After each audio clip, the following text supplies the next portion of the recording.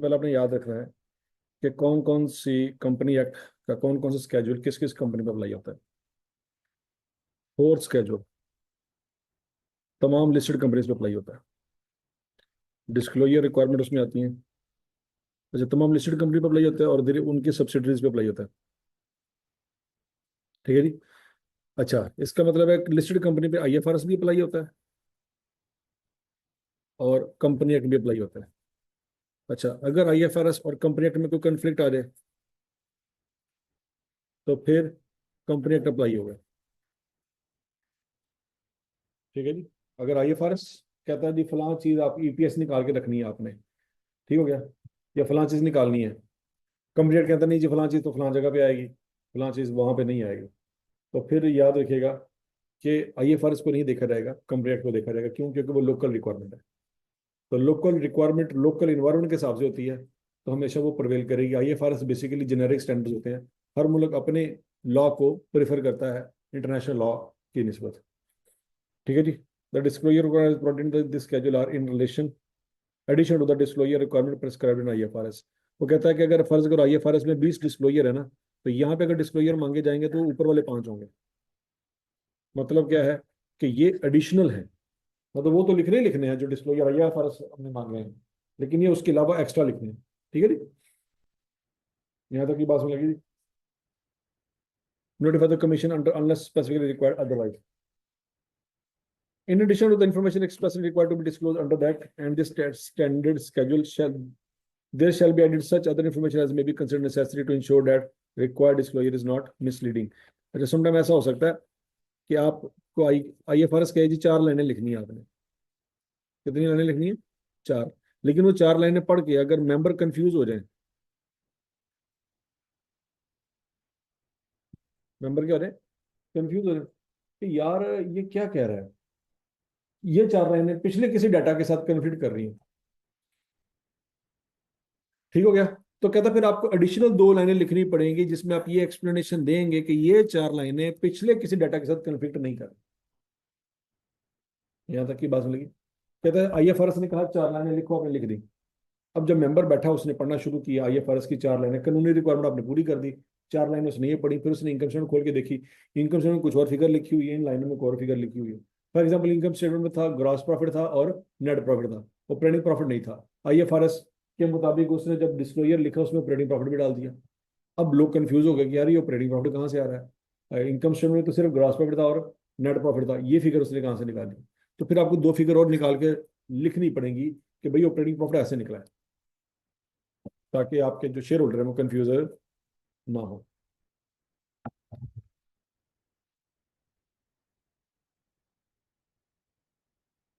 यहाँ तक की बात सुन लगी। एग्जाम्पल नंबर 1 है statement of compliance. These financials have been prepared in accordance with the accounting and reporting standards as applicable in Pakistan. अब देखो, यहाँ पे आपने कंप्लायंस की स्टेटमेंट लिखनी होती है डिस्क्लोजर में कि भाईजान आपने जो फाइनेंशियल बनाई हुई है ना, ये किस के मुताबिक बनाई हुई है। तो उसमें ये लाइनें लिखनी होती हैं कि हमने ये फाइनेंशियल्स में बनाई हैं अकाउंटिंग स्टैंडर्ड्स कौन से एज एप्लीकेबल इन पाकिस्तान। अब आईएफआरएस ही पाकिस्तान में एप्लीकेबल है, लेकिन यहाँ पे डायरेक्टली आईएफआरएस का नाम नहीं लिखा जाएगा। यहाँ पे लिखा जाएगा accounting and reporting standards as applicable in Pakistan. The accounting and reporting standards as applicable in Pakistan comprise of, फिर आगे बताया जाएगा कि एज एप्लीकेबल इन पाकिस्तान में कौन कौन से हैं। IFRS issued by the International Accounting Standard Boards as notified under the Companies Act and provisions of and directives issued under the Companies Act 2017। तो कहता है अकाउंटिंग स्टैंडर्ड 2 हैं, आईएफआरएस पूरे का पूरे, और कुछ मजीद रिक्वायरमेंट जो है वो क्या की है जी, कंपनी एक्ट ने कुछ मजीद रिक्वायरमेंट ऐड की। फॉर एग्जांपल ज़कात की बात करते हैं। ज़कात जो है वो आईएफआरएस में कहीं नहीं लिखी हुई, क्योंकि बहुत सारे मुल्क ऐसे हैं यूरोप में जो मुसलमान मुल्क ही नहीं, तो वो ज़कात की इन्फॉर्मेशन क्यों दें। लेकिन पाकिस्तान क्योंकि मुस्लिम कंट्री है, तो वहाँ पे वो आपकी कंपनीज की जो फाइनेंशियल स्टेटमेंट होती हैं उसमें ज़कात की इन्फॉर्मेशन भी मांगता है कि भाई इस साल इस कंपनी ने इतना प्रॉफिट कमाया, उसमें से इतनी ज़कात काट के इसने जमा कराई। तो ये आईएफआरएस में नहीं लिखा हुआ, ये कंपनी एक्ट ने कहा है कि भाईजान ये लिखो। समझ लगी बात। Where the provision of a directive issued under the Companies Act differ from IFRS, the provision of directive issued under the Companies Act have been followed. ये भी बताया जाएगा कि जहां पे भी IFRS और कंपनी एक्ट के प्रोविजन में इख्तलाफ आया था तो हमने किसको फॉलो किया है, कंपनी एक्ट को फॉलो। फॉर एग्जाम्पल एक बंदा है, उसने न्यूयॉर्क की किसी कंपनी में इन्वेस्टमेंट की हुई है, क्या कहते हैं, लंदन की किसी कंपनी में इन्वेस्टमेंट की हुई है और पाकिस्तान की कंपनी में इन्वेस्टमेंट की हुई है। उसने दोनों की फाइनेंशियल उठा के सामने रख ली। अब वो कहता है कि यार लंदन की कंपनी ने भी IFRS फॉलो किए हैं, पाकिस्तान की कंपनी ने भी IFRS फॉलो किए हैं, तो दोनों के आंसर सेम होने चाहिए या दोनों के डिस्क्लोजर सेम होने चाहिए। तो जब वो देखेगा दोनों के डिस्क्लोजर सेम नहीं होंगे तो कहाँ कहाँ पे फर्क आया होगा, वो फर्क कंपनी की वजह से आया होगा। समझ लगी? तो वो बात फिर वो कहेगा यार यहाँ पे फर्क आ रहा है लेकिन मुझे तो किसी ने बताया ही नहीं कि यहाँ पे फर्क आएगा। तो कहता है वो फर्क हमने इस पहले स्टेटमेंट ऑफ कंप्लायंस में बता दिया है कि भाई अगर आपको किसी दूसरी कंपनी के फाइनेंशियल स्टेटमेंट, जो लंदन की कंपनी थी, उसकी फाइनेंशियल स्टेटमेंट और हमारी फाइनेंशियल में फर्क नजर आएगा तो वो इस वजह से आएगा कि IFRS और कंपनी एक्ट में जब इख्तलाफ पैदा होता था तो हमने कंपनी एक्ट को फॉलो किया। यहां तक की बात में लगी। The following shall be disclose in the financial, namely general information about the company comparison the following. अब जनरल इन्फॉर्मेशन बतानी है। अब ये बातें IFRS में नहीं है लेकिन यहाँ पे है। Geographical location and address of all business units including mill या प्लांट। ज्योग्राफिकल लोकेशन बतानी है आपने कि कहाँ पे वाक़ है, मरी में है, कोहटा में है, सखर में है, पंजाब में है, लाहौर में है, कहाँ पे है। दूसरा, particulars of companies immovable fix assets including location and area of land, कि कहाँ कहाँ पे इन्होंने लैंड परचेज किया हुआ है, कितना लैंड है, कितना एरिया है। The capacity of an industrial unit, एक जो इन्होंने यूनिट लगाया, प्लांट लगाया, वो कितने यूनिट बना सकता है। एक्चुअल प्रोडक्शन, कितने यूनिट बनाए। एंड रीजन फॉर शॉर्टफॉल, अगर तो कम बनाए तो वजह क्या है, ये भी बताना है। चौथा, number of person employed as on the date of financial statement and average number of employees during the year, opening plus closing divided by 2। ये बात भी बतानी है कि साल के एंड पे कितने थे और एवरेज भी निकालनी है।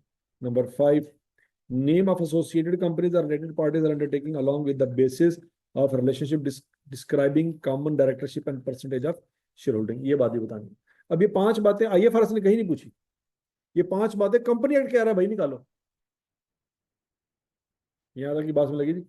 Legal status and nature of business, ये एग्जांपल उसने दी हुई है बच्चों। इस तरह से आपने कंपनी के बारे में आपने इंफॉर्मेशन देनी है। MT एक एग्जांपल है, कोई भी कंपनी है। MT limited the company is a public limited company and was incorporated in Pakistan 1995 under the companies ordinance 1984। उस वक्त ये कंपनीज ऑर्डिनेंस हुआ करती थी, अब ये कंपनी एक्ट बन गई। And is listed on Pakistan stock exchange. The registered office and factory of the company is situated in Multan Road, Lahore. The company also has regional offices located in Karachi, Multan, Sakhar, and Islamabad. The company is principally engaged in the assembling and manufacturing of agricultural machinery and application। ठीक है जी, ये सारी बातें general information है जो उसने provide की है।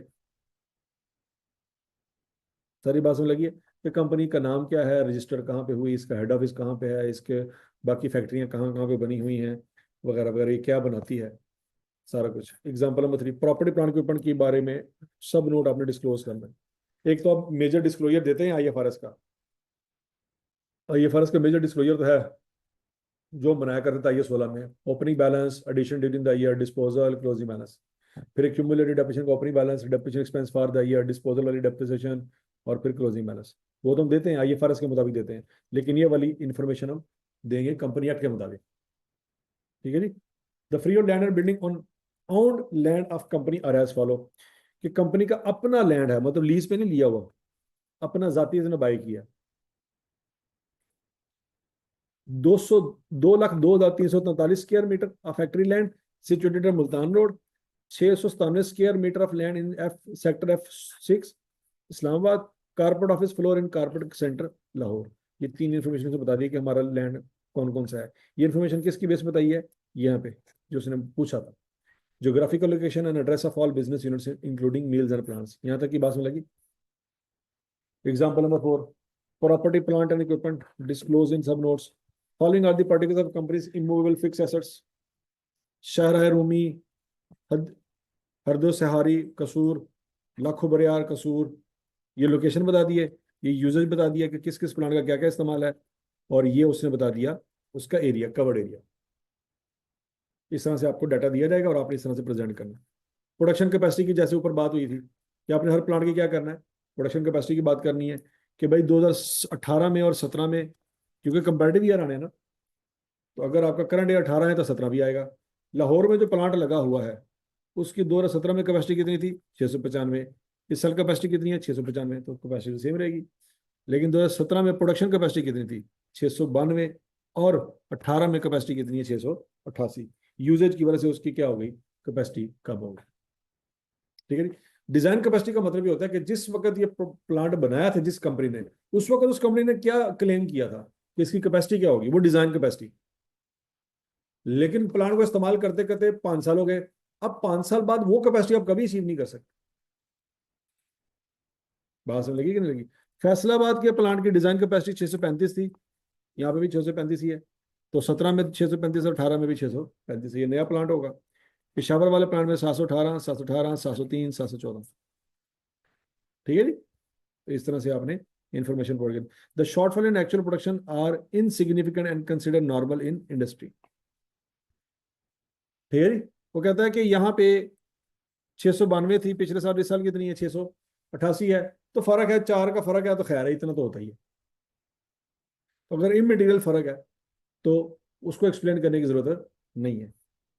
Capacity and production, electric generation company 2017 में कितने मेगावाट इंस्टॉल कैपेसिटी का मतलब है कि आपके पास प्लांट जो लगा था कितने यूनिट बना सकता था? 1.086 मिलियन।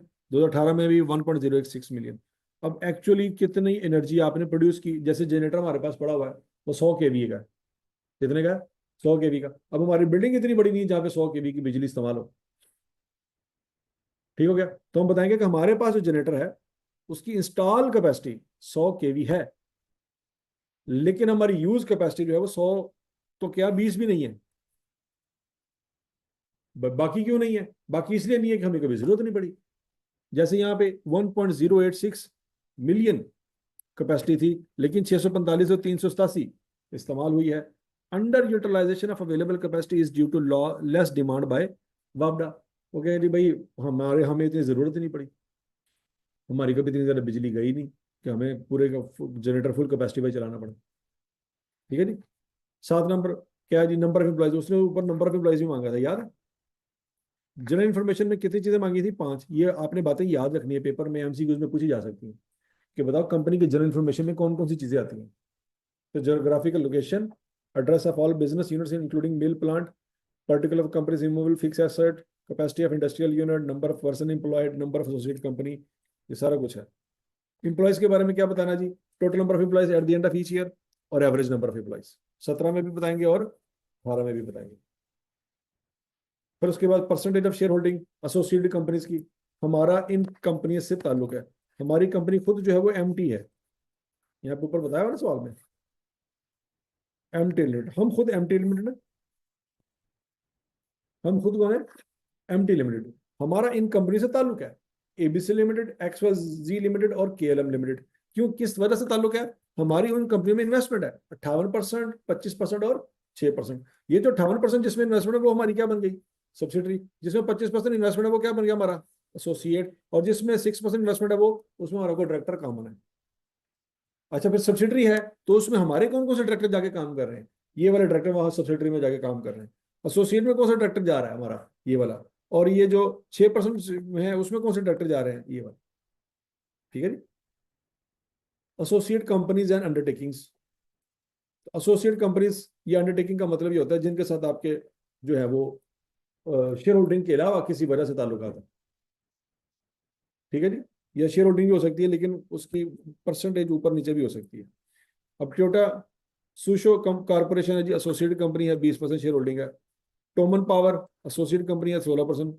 अब यहाँ पे देखो कि हमने पढ़ा हुआ है कि एसोसिएटेड कंपनी होती वही है जिसमें 20% या उससे ज्यादा हो। यहाँ पे 16% है, लेकिन फिर भी इसको लिखा हुआ है।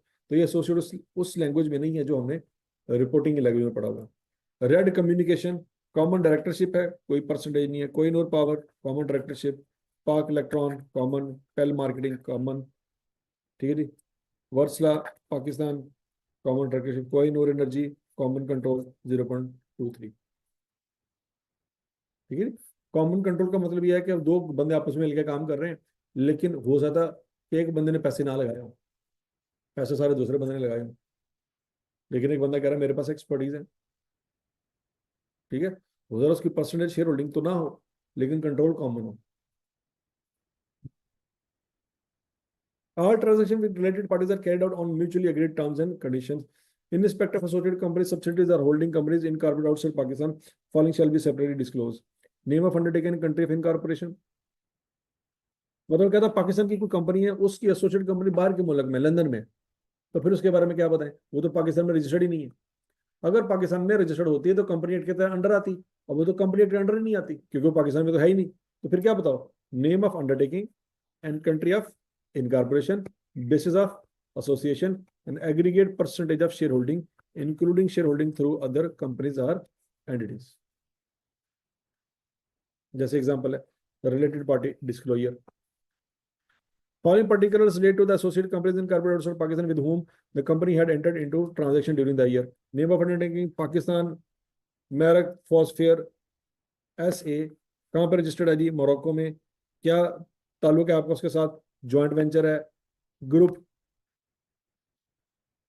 Joint venture of OCP group and फौजी ग्रुप।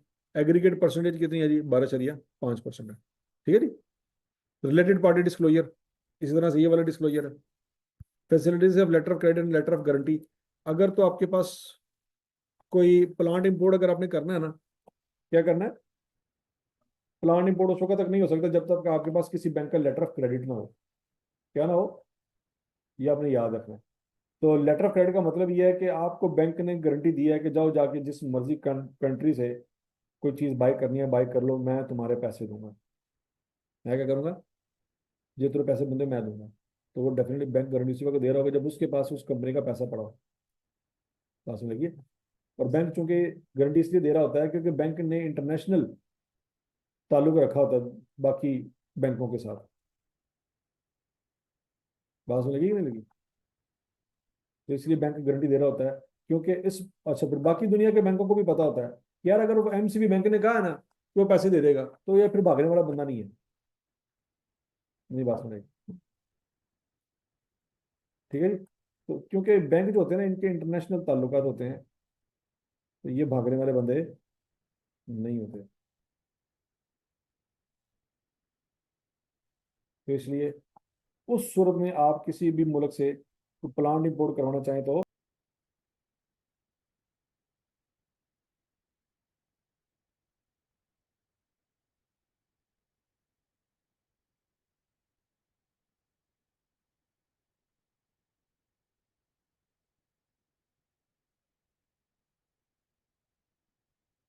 अच्छा जी।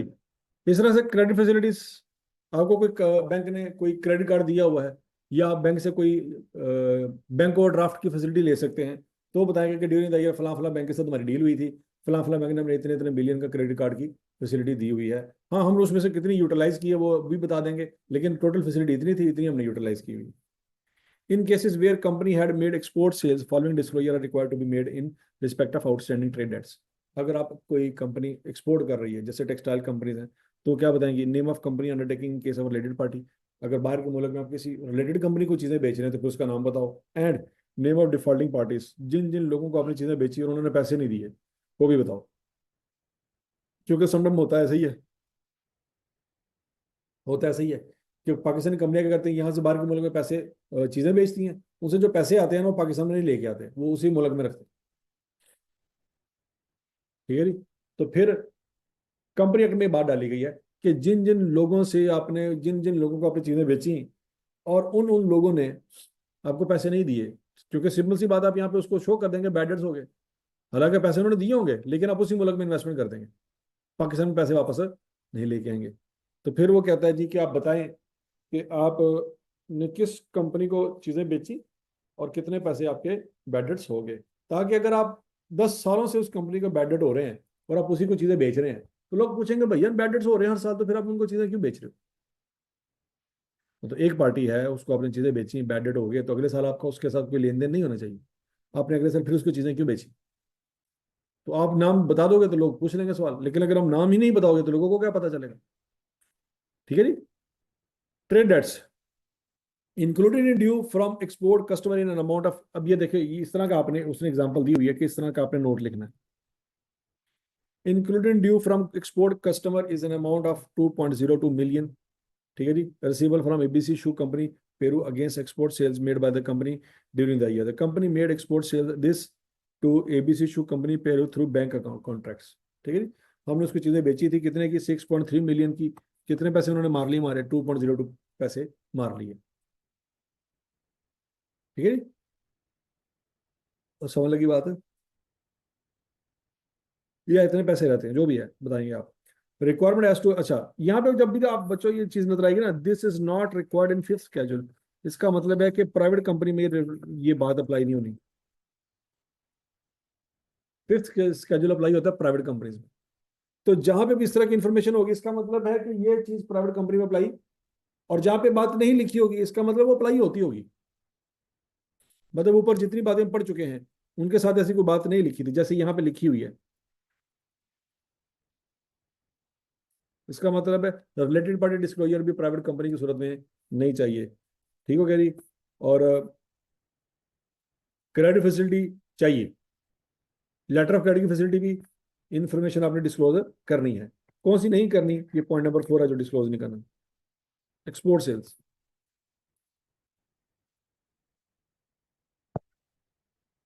समझ आ गई बात है। Requirement as to statement of financial position, sundry requirement, एक जनरल रिक्वायरमेंट है। बैलेंस शीट में क्या क्या चीजें होंगी और जो उसका क्या क्या डिस्क्लोजर देना है ये उसने बताया है जी। Following item shall be disclose as separate line item on the face of the financial statement. अब ये देखो, revalue surplus on property plant equipment. अब आईएफआरएस नहीं कहता कि रीवैल्यूएशन सरप्लस मेन हेडिंग पे लिखो। वो कहता है अगर आप इक्विटी में अलहदा से उसको किसी सब हेडिंग में भी डाल देते हो ना तो कोई मसला नहीं। लेकिन कंपनी एक्ट कहता है कि नहीं, रीवैल्यूएशन सरप्लस अलहदा से लिखो। Long term deposit and pre payment अलहदा से नजर आनी चाहिए। अनपेड डिविडेंड, अब आईएफआरएस में ऐसी कोई रिक्वायरमेंट नहीं है। अनपेड डिविडेंड आपने शो करवाने होते हैं, लेकिन कंपनी एक्ट कह रहा नहीं आपने अलहदा शो करने। अनक्लेम्ड डिविडेंड, इन दोनों में फर्क है। इन दोनों में फर्क है, अनपेड और अनक्लेम्ड में।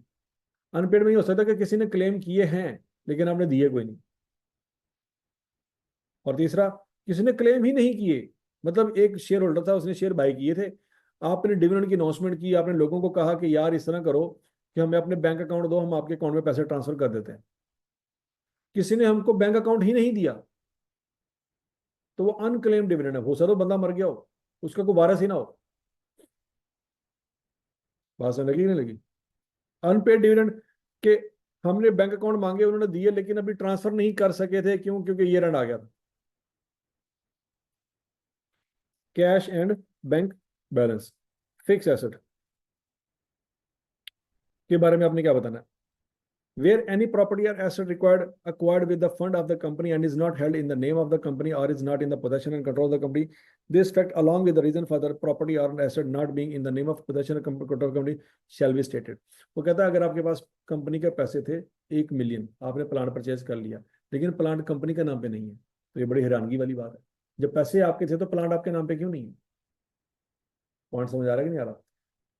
आप उसकी जस्टिफिकेशन ये दे सकते हैं कि यार हमें एक प्लांट मिला जो 10 मिलियन का था लेकिन 1 मिलियन में मिल रहा था, हमने 1 मिलियन पे कर दिया। सस्ता मिला था हमने पर पे कर दिया। लेकिन उस प्लांट के ऊपर ना कोई बैंक का कोई केस चल रहा है, लीगल टाइटल का फड्डा पड़ा हुआ है। 1-2 महीनों में केस सेटल हो जाएगा, फिर हमारे नाम पे ट्रांसफर हो जाएगा, लेकिन फिलहाल हमारे नाम पे नहीं है। तो अगर ऐसा कोई पंगा है तो वो भी पंगा आपने डिस्क्लोज करना, फिक्स एसेट के बारे में। यहाँ तक की बात में लगी। And the description and value of property or asset of the person in whose name and possession or control it is held shall be disclosed। Normally होता है यही है कि डायरेक्टरों के अपने नाम पे प्लांट होते हैं। ठीक है जी। तो कहता है अगर ऐसा सीन है कि पैसा तो पब्लिक का था लेकिन प्लांट डायरेक्टर के नाम पे है, तो जरा बताओ तो सही कौन सा डायरेक्टर है, हमें भी तो पता चले। Land mining 2 kanal and 2 marla in possession of company acquired in 2014 at a cost of 57.8 thousand is not in the name of company due to pending legal case. ठीक है जी। वो बता दिया उसने कि फलां लैंड है, हमने कंपनी ने पैसे दिए थे लेकिन वो कंपनी का नाम पे नहीं है क्योंकि उसके ऊपर कोई केस चल रहा है। ओके जी। प्रॉपर्टी प्लांट इक्विपमेंट के बारे में अगला disclosure, land marine 10 kanal is neither in the name of company nor in the possession of the company paid 75,000 से मुराद है 75 मिलियन। ठीक है। In July 2017 for land to be acquired from Pakistan railway through open auction, the auction was later challenge in the Lahore high court and legal case is still pending. मतलब वो कहता है कि रेलवे ने अपनी जमीन बेची थी, हमने पैसे दे दिए, जमीन हमारे नाम पे नहीं हो सकी, ना ही हमारी पोजेशन में है, क्योंकि किसी तीसरी पार्टी ने रेलवे के ऊपर मुकदमा कर दिया कि आपने ये प्लॉट कैसे बेचा। अब हम पैसे दे बैठे हैं, हमारे पैसे भी फंस गए और जमीन भी फंस गई। ठीक है जी। तो अगर इस तरह का कोई मसला है तो वो आप डिस्क्लोज करेंगे। Land and building shall be distinguish between free hold and lease hold. अगर आपने बाय किया है तो फ्री होल्ड है, लेकिन अगर आपने किस्तों पे लिया है तो वो लीज होल्ड है। ठीक है जी। In case of sale of fix asset, अगर आपने ड्यूरिंग द ईयर कोई एसेट बेचा है तो उसके बारे में आप क्या क्या बताएंगे? कॉस्ट और revalued amount as the case में भी। उसकी कॉस्ट कितनी थी, जिस वक्त बेचा उस वक्त बुक वैल्यू कितनी थी, कितने पैसे मिले, और किस तरीके से बेचा, मतलब बाय टेंडर बेचा, बाय नेगोशिएशन दिया, कैसे दिया, the particular of the purchaser, किसको दिया, नुकसान हुआ फायदा हुआ, and relationship if any of the purchaser with the company और एनी ऑफ इट्स डायरेक्टर। तो अगर वो को बंदा जानने वाला था तो उसकी डिटेल भी दो। ठीक है जी। एग्जाम्पल में 17 दिया जी। गाड़ी बेची, किसको बेची? एम्प्लॉय को। नाम क्या था? अयाज। कितने की ली थी? 19,73,000 की। बुक वैल्यू कितनी है? 524। कितने की बेची? 524 की। कोई गेन कोई लॉस नहीं है। मोड ऑफ डिस्पोजल नहीं बताया हुआ। अब होता है नॉर्मली यही है कि बुक वैल्यू तो 524 है, लेकिन हो सकता है मार्केट वैल्यू 524 ना हो, गाड़ी की कीमत तो ऊपर जाती है। लेकिन डिप्रिसिएशन मेथड के मुताबिक तो गाड़ी की कीमत नीचे जानी चाहिए, लेकिन मार्केट वैल्यू में गाड़ी की कीमत ऊपर जाती है। तो इसका मतलब हर गाड़ी जब आप बेचेंगे तो उसमें गेन होना चाहिए। उसमें क्या होना चाहिए? गेन होना चाहिए। तो फिर यहाँ पे कोई भी गेन कोई भी लॉस क्यों नहीं है? इसका मतलब है मार्केट वैल्यू उसकी ज्यादा थी, इन्होंने बुक वैल्यू पे दे के वो, मतलब हो सकता है गाड़ी 15 लाख रुपए की हो, बुक वैल्यू 524 की और मार्केट वैल्यू कितने की है? 15 लाख की। अगर मार्केट में किसी डीलर को गाड़ी बेच दे 15 लाख मिलना, गेन होना था। इन्होंने एम्प्लॉय को गाड़ी दे दी, ये एम्प्लॉय ने साजबाज करके कहा होगा कि सारी गड्डी मैंने दे दो, कितनी बुक वैल्यू? 524 मैं तुम्हें दे रहा हूँ। तो उसने 15 लाख की गाड़ी 5 लाख में ले ली। तो कहता है अगर ऐसी हरकत किसी ने की है तो उसकी सारी डिटेल पढ़ करो, ताकि हर किसी को पता लगे जी यार साहब ने चवल मारी, ताकि यार साहब को भी पता हो कि मैं हरकत की थी, मेरा नाम आ जाना, सारे को पता लगना कि गड्डी मेरे को है। बात सुन लगी? व्हीकल, सिकंदर साहब, गाड़ी 2.5 मिलियन की थी, बुक वैल्यू 1.6 मिलियन की थी, पेमेंट कितनी की है? 1.6 मिलियन। कोई गेन कोई लॉस नहीं है। एम्प्लॉय मिस्टर आमिर, 1124 की थी, इस वक्त 824 84 था, 884 पेमेंट कर दिया, अल्लाह खैर। अब समझ लगी बात है? ये डिस्क्लोजर बच्चों आपने देना है। Long term loan and advance के बारे में आपने क्या डिस्क्लोजर देना है जी? With regard to loan advance to director the following shall be disclose. The purpose for which loan advance were made, किस मकसद के लिए आपने एडवांस दिया है, and reconsideration of the carrying amount at the beginning and at the end of the period showing disbursement and repayment. ठीक है जी। कितने लोन दिया और कितने वापस आ गए। In case of any loan advance obtained provided at terms other than arms and business basis reason there of shall be disclose. मतलब एक तो होती है जनरल पॉलिसी, क्या होती है? जनरल पॉलिसी, मतलब तमाम एम्प्लॉयज को घर बनाने के लिए कर्जा दिया जाएगा। ओके। तो जहां पे एम्प्लॉयज कर्जा ले रहे होंगे वहां पे डायरेक्टर भी कर्जा ले रहे होंगे घर बनाने के लिए। लेकिन अगर डायरेक्टर साहब ने बेटी की शादी के लिए कर्जा ले लिया कंपनी से, वो तमाम एम्प्लॉयज के लिए अवेलेबल नहीं था, लेकिन डायरेक्टर साहब ने अगर ऐसी कोई हरकत की है, इसका मतलब है वो उसने पॉलिसी से वायलेट की है। अब चूंकि वो बंदा सबसे सीनियर पोजीशन में है, तो पॉलिसियां तो उसने बनाई होंगी, तो आराम से पॉलिसियां वायलेट भी कर सकते हैं। तो फिर अगर किसी ने ऐसी कोई ट्रांजेक्शन, ऐसा कोई कर्जा लिया है कंपनी से जो कंपनी की पॉलिसी के मुताबिक नहीं है, तो फिर उसकी सारी डिटेल प्रोवाइड कीजिए। The name of each associate and related party, किस किस ने कर्जा लिया, the terms of loan and advances, the particulars of collateral security held, उसने कोई गारंटी दिखवाई है कि नहीं दिखवाई। मतलब हो ही सकता है किसी डायरेक्टर को मजबूरी के तहत कर्जा देना पड़ जाए, लेकिन फिर कर्जा अगर 20 लाख दिया है तो फिर क्या 20 लाख के बराबर कोई सिक्योरिटी रखवाई भी है कि नहीं? ऐसा ना हो कि इस महीने कर्जा लिया, अगले महीने रिजाइन दे के चला गया, कर्जा कौन लेने जाएगा? बात समझ लगी कि नहीं लगी? तो भाई सिक्योरिटी को रखवाइए आपने। The maximum aggregate amount outstanding at any time during the year calculated by reference two month and balance. अच्छा, कुछ डायरेक्टर बड़े होशियार होते हैं, वो क्या करते हैं साल के एंड पे 30 दिसंबर वाले दिन कर्जा सारा पे कर देते हैं, एलो पाइजन कर्जा, ताकि क्लोजिंग डेट पे कर्जा क्या हो जाए? जीरो। और अगले दिन ये कम जने को फिर कर्जा ले लेते हैं। मतलब किसी दोस्त बेली को कहा यार 15 लाख रुपए है, एक दिन वास्ते चाहिए। वो कह रहा है बिल्कुल। 15 लाख रुपए पकड़ा, कंपनी के अकाउंट में डाल दिया। कंपनी का क्लोजिंग बैलेंस हो गया ऊपर, लोन हो गया क्लियर, एंट्री पास कर। और अगले दिन 1 जनवरी वाले दिन फिर पैसे निकाल के दोस्त को दे दिए। पूरा साल पैसे इस्तेमाल किए, सालगंड में फिर दो से पैसे पकड़े, कंपनी में डाल दिए, और 1 जनवरी को फिर पैसे निकाल के दोस्त को दे दिए। तो ये बात का कंपनी वालों को, कंपनी एक्ट वालों को पता चल गया कि ऐसी हरकतें भी होती हैं। तो उन्होंने कहा कि आपने साल बाद वाला बैलेंस नहीं, हर महीने के एंड पे बैलेंस बताना है, ताकि अगर दोस्त से वो पैसे पकड़े तो साल में 12 दफा पकड़े, और दोस्त भी तंग आ रहे कि यार तू हर महीने पैसे मंगना आया ना। बात सुनेगी नहीं। Provision for doubtful loan and advances and loans and advance return of if any. Return of से क्या मुराद है? कोई एम्प्लॉय भाग गया, उसको कर्जा दिया था, कर्जा लेके घर चला गया, अब साल बाद 2 साल बाद उसने कंपनी छोड़ दी, अभी कर्जा पेंडिंग था, तो फिर आपको राइट ऑफ करना पड़ेगा। ठीक है जी। ये 5 बातें बतानी है आपने, पढ़ लो जरा इनको, कौन कौन सी बातें हैं।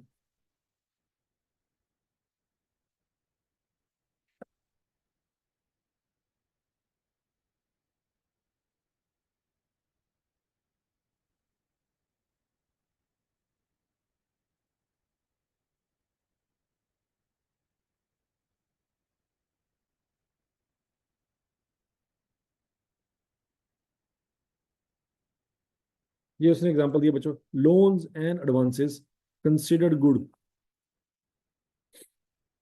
जो सही थे। एग्जेक्टिव को कितने दिए और अदर एम्प्लॉयज को दिए कितने दिए? एग्जेक्टिव से मुराद है जो सीनियर 3 बंदे होते। पिछले साल में 6,91,000 दिए थे, इस साल 7,63,000 है। अदर एम्प्लॉयज को 6,18,000 है, इस साल कितने? 7,19,000 है। Less amount due with in 12 month, ये टोटल लोन था, उसमें से कितने पैसे के लिए 12 महीनों के अंदर आ जाएंगे? 3,43,000 और 3,68,000। तो फिर ये वो वाले बैलेंस है जो अगले 12 महीनों के बाद आने हैं। यहाँ तक की बात लगी। फिर रिकंसिलेशन भी उसने बना के दिया आप। क्या बना के दी? रिकंसिलेशन। ओपनिंग बैलेंस कितने है?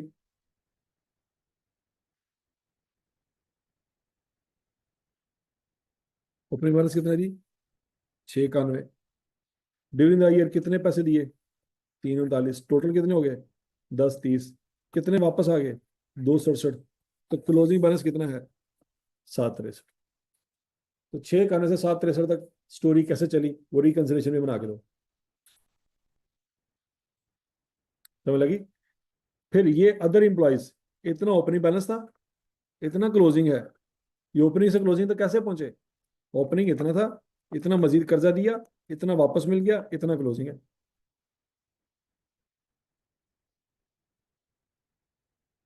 समझ लगी थी? तो ये रिकंसिलेशन मांगी। अब अगला point, these subsidized and interest-free loans and advances are granted to employees as per the company's policy and are repayable within 1 to 10 years। 1 से 10 साल के अंदर अंदर वापस करेंगे। House building loan carry markup at the rate of 4% per annum and are secured against the underlying assets. मतलब इन लोगों से हमने गारंटियां के तौर पे एसेट रखवाए हुए हैं, मतलब कोई लैंड के कागजात हैं या घर के कागजात हैं, कुछ हमने कागजात लिए हुए हैं। The maximum amount of loan and advance to executive outstanding at the end of any month during the year was 805,865। 2017 में कितना था? 772,548। हर महीने, मतलब साल में 12 महीने हैं, तो 12 मंथ एंड आए होंगे। उन 12 मंथ एंड में सबसे बड़ी फिगर कौन सी थी, वो आपने बतानी है। ठीक है जी। अब देखो बच्चों, अब ओपनिंग फिगर कितनी है? 691। क्लोजिंग कितनी है? 763। तो ये वाली फिगर तो आपको कभी नजर ही नहीं आनी थी अगर डिस्क्लोजर ना होता, क्योंकि 691 से 763, 691 वो साल का ओपनिंग बैलेंस है, 763 साल का क्लोजिंग बैलेंस है। ड्यूरिंग द ईयर ऐसा भी हुआ है कि लोन हमारे इतना ऊपर चला गया था। ओपनिंग क्लोजिंग अगर साल साल का डिफरेंस है तो फिर तो नजर नहीं आनी है स्टोरी। लेकिन हर महीने के अंदर पे आपने बैलेंस देखना है, तो फिर वो वैल्यू बता दो, तो पता लगेगा कि ड्यूरिंग द ईयर इतनी पीक पे आपका एडवांस गया हुआ था। यहाँ तक की बात समझ लगी थी? और बोलो तो सही।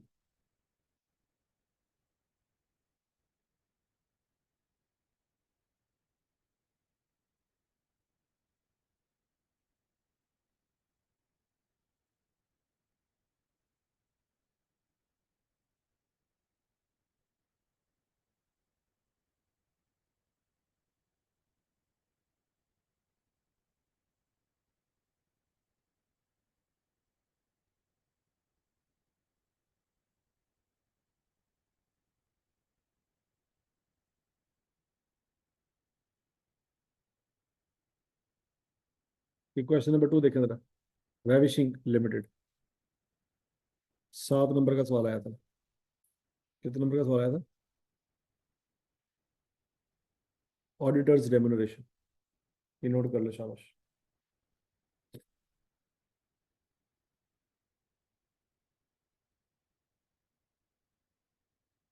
इसमें सवाल आया था।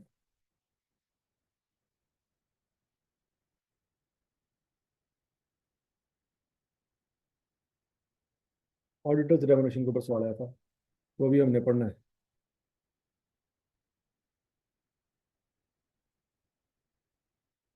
अब आइटम 23।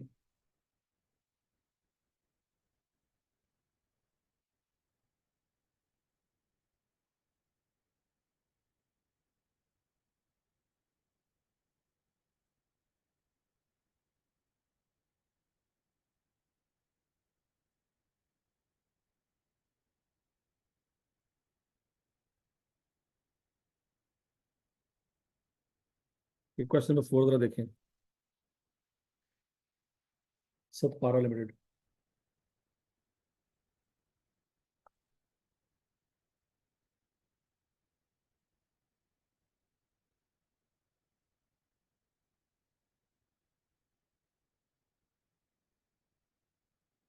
मिल गया जी। अच्छा जी। You have been working as an accountant at Satpara Limited, a listed company. SL is considered to grant interest-free long-term loan to few directors for the purpose of building houses, which will be recovered in installment from salaries over 5 years. Further, a Pakistan-based related party has also requested a long-term loan from SL for business expansion, with repayment expected after 3 years. You have pointed out that providing such loan would require additional disclosure as per fourth schedule to the Companies Act 2017. ये इसी loan की बात करें जो हम पढ़ चुके हैं।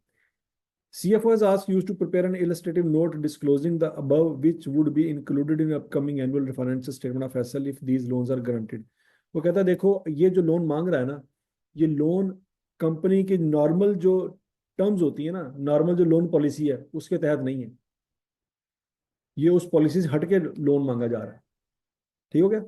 अगर उस पॉलिसी से हट के लोन मांगा जा रहा है ना, तो बताओ फिर क्या क्या करना पड़ेगा। ठीक हो जी? तो बच्चों आप ऊपर पढ़ सकें, ये 5 बातें पढ़नी पड़ेंगी।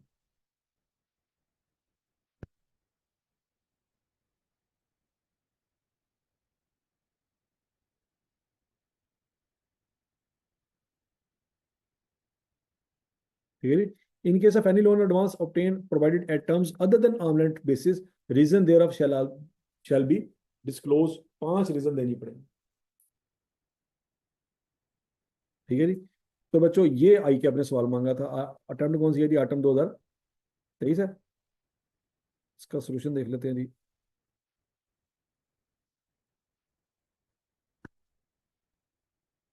कि इसमें लिखना क्या क्या है। ये देखो जरा को गौर से देखो।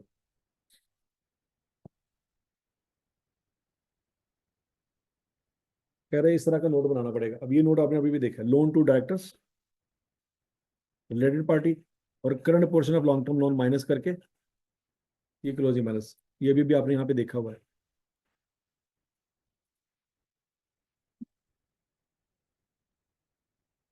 ये लिखा हुआ ना।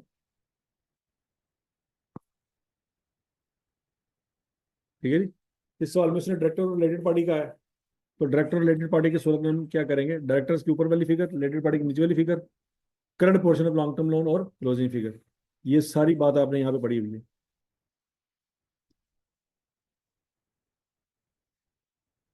और ये क्लोजिंग फिगर जो लॉन्ग टर्म लोन की है। फिर उसके बाद अगली चीज क्या है जी? Reconciliation, opening balance, disbursement, receipt, closing balance. ये कहाँ पे आपने बात पढ़ी है? ये वाली। तो सवाल आपको आना है कि एक नोट बना के दिखाएं। तो जिस बच्चे को ये पता है कि इसमें क्या क्या आता है, वो इस तरह का सवाल आराम से सॉल्व कर लेगा। अब ये भी उसने अपनी तरफ से अज्यूम फिगर अज्यूम करके लिखा हुआ है। This represent an unsecured loan to related party ABC limited and bears interest at 16% per annum. अपनी तरफ से अज्यूम किया हुआ। The repayment of full balance is due on फलां तारीख, there is no default in respect of. अच्छा, ये फलां तारीख उसने कैसे निकाली है? सवाल में उसने बताया हुआ है कि 3 साल।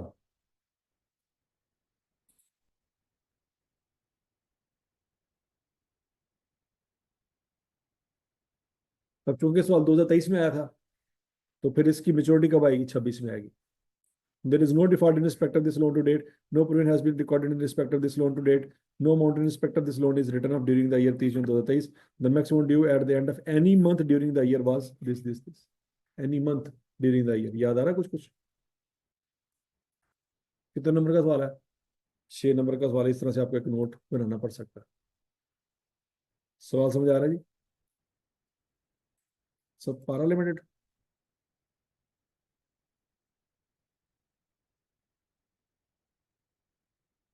सवाल आया था loan to debtors and related party.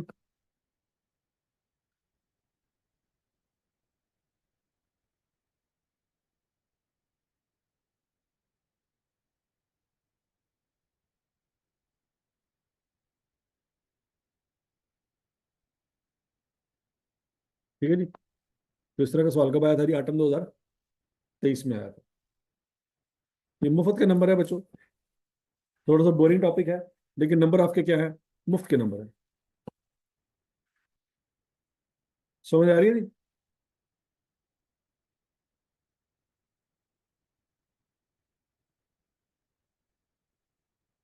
आठम 23 हो गया। किसकी बारी है जी? सप्लिंग 23 की।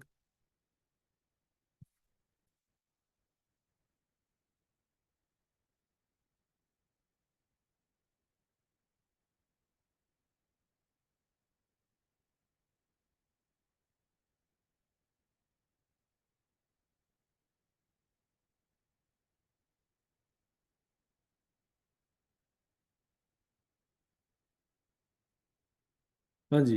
List down the disclosure requirement related to fix asset as per in the fourth schedule of company act 2017। Ahmad.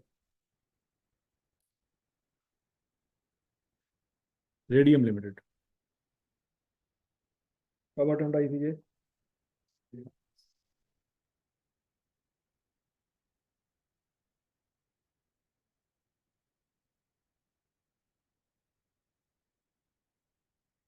Radium Limited. और उसने क्या कहा जी? फिक्स एसेट से जो डिस्क्लोजर रिक्वायरमेंट है चौथे स्केड्यूल में, वो आपने बतानी है। तो क्या ये हम पढ़ चुके हैं?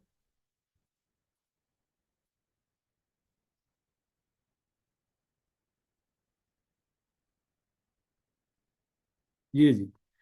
फिक्स एसेट के बारे में क्या क्या बताना होता है बच्चों? ये दोबारा पढ़ लो जरा, शाबाश।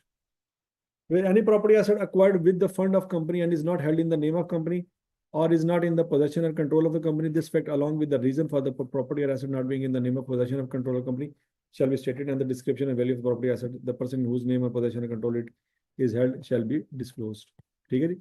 अच्छा बच्चों, जनरल इंफॉर्मेशन तो ऊपर उसने आपको सवाल में दी हुई है। यहां तक की बात समझ गई? Land and building shall be distinguish between free hold and lease hold. For sale value shall also be disclosed separately in case of revaluation of property, plant, and equipment. In case of sale of fixed asset, if the aggregate book value of the asset exceed 5 million, following particular each asset which have been book value of 500,000 rupees or more shall be disclosed। 6 बातें ये बतानी है। यहाँ तक की बात सुन लगी? ये सवाल कब आया था? सैपनिंग 23 में आया था।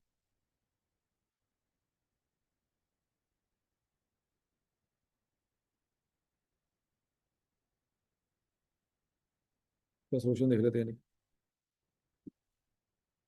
ये रिक्वायरमेंट है फिक्स एसेट की। पढ़ो जरा, सारी आपको याद आ रही है, आपने सारी पढ़ी हुई है। सबसे पहले याद आ गई, ये तीनों बातें भी याद आ रही हैं।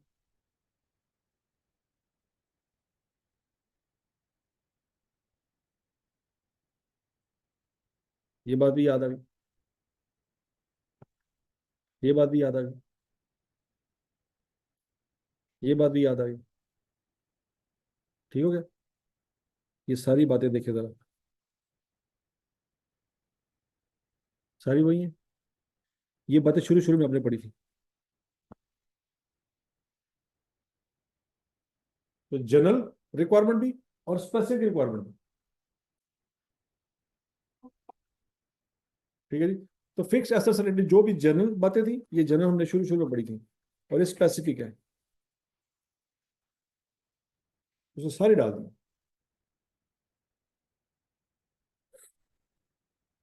ठीक है जी, इस तरह से पेपर में सवाल आना, और इस तरह से हमने चीज़ों को याद रखना है कि यार अगर फिक्स एसेट का नोट आ गया तो उसमें क्या लिखना है, लोन का नोट आ गया तो क्या लिखना है। कर लोगे सवाल?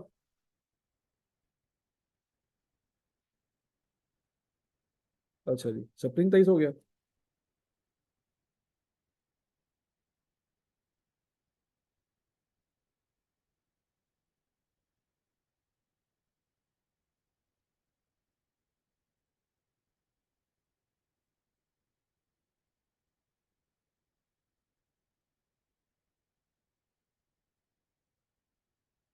स्प्रिंग 23 में सवाल आया था, नोट ऑन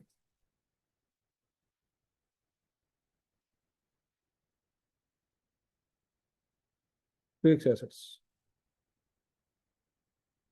अच्छा जी, उसके बाद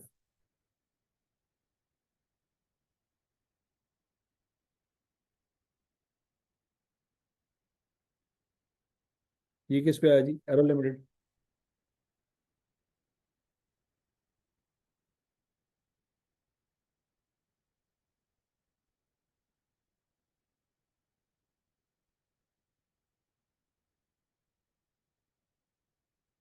हाँ जी, किस पे सवाल आया जी, ये शेयर कैपिटल पे आया है, ये भी हमने नहीं पढ़ा।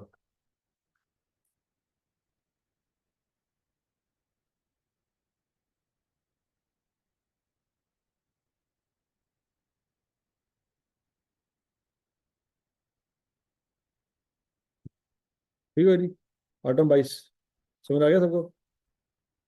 फिर उसके बाद है जी स्प्रिंग 22।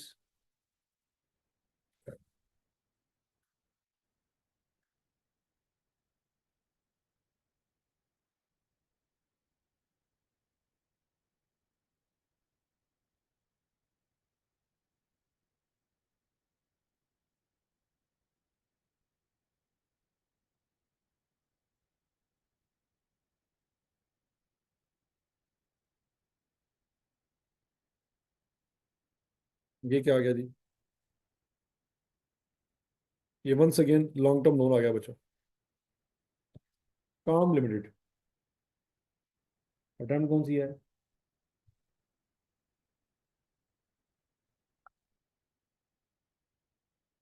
अरशद, स्प्रिंग है 22। अब दोबारा देखें जी, दोबारा ये लोन टू ट्रैक्टर वाला पॉइंट दोबारा आ गया जी। काम limited is a listed company and engaged in manufacturing of textile products. Following disclosure have been extracted from CS draft financial statement for the year ending 31 December 2021. Long term loan and advances secured, मतलब कोई guarantee वगैरह ली हुई। Loan advances considered good, इस तरह की line कहीं कहीं देखी है आपने। Directors, executive and other employees, 20 का और 21 का, 20 का और 21 का। Reconciliation, opening balance, disbursement, repayment और क्लोजिंग बैलेंस, इसी तरह की बातें आपने देखी हुई है। ठीक हो गया जी। अब कहता क्या है, prepare list of error and omission in the above disclosure. कहता है कुछ गलतियां की हैं इस बंदे ने। अभी तो फिलहाल हमने ये पढ़ा है, ये तो नहीं पढ़ा। इसमें क्या गलतियां की हैं 16 में, ये जरा बताएं।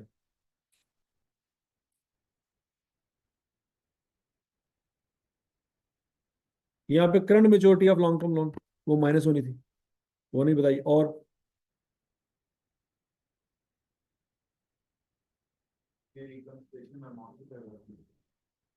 अच्छा जी, शुरू होनी चाहिए थी ओपनिंग बैलेंस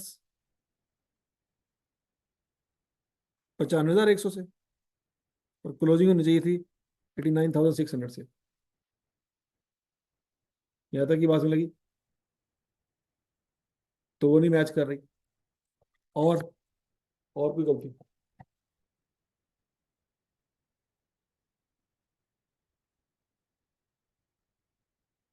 बस दो गलतियां। अच्छा, और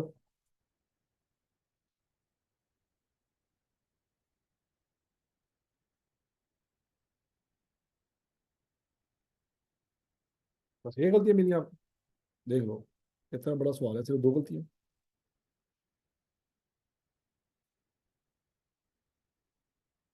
टर्म कौन सी है? स्प्रिंग बाइस।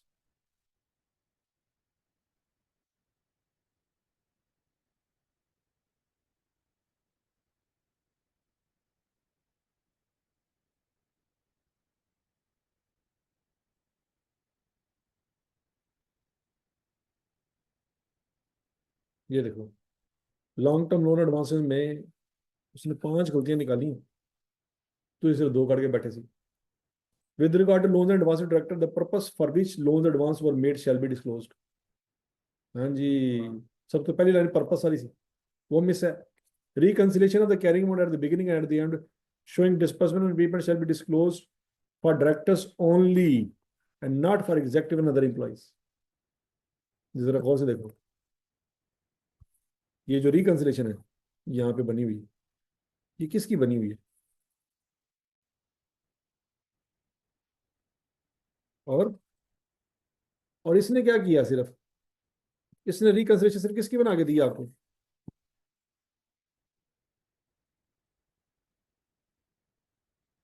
ठीक है जी, उसने डायरेक्टर्स की बना के नहीं दी।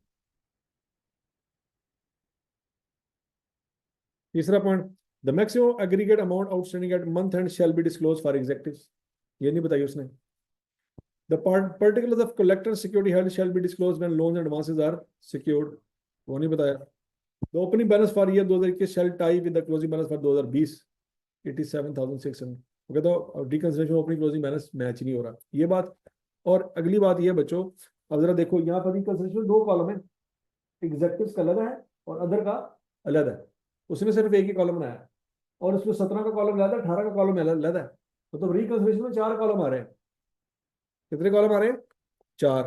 और उसने सिर्फ कितने बना के दिए आपको? दो। एक तो नंबर ऑफ कॉलम पूरे नहीं है, और एक रिकंसिलेशन की वैल्यूज भी मैच नहीं कर रही। तो यहाँ पे दो पंगे हैं। ठीक हो गया। अगला पॉइंट, एग्जेक्टिव अलहदा और अदर एम्प्लॉइज अलहदा होना चाहिए था। उसने क्या कर दिया? उसने डायरेक्टर अलहदा और एग्जेक्टिव और अदर एम्प्लॉइज इकट्ठे कर दिए, हालांकि एग्जेक्टिव ऊपर आने चाहिए थे।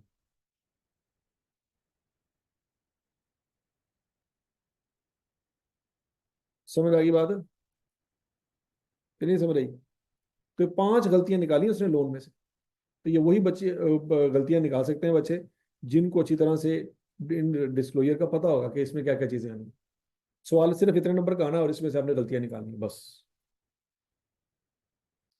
कब आया था जी? स्प्रिंग 22 में आया था।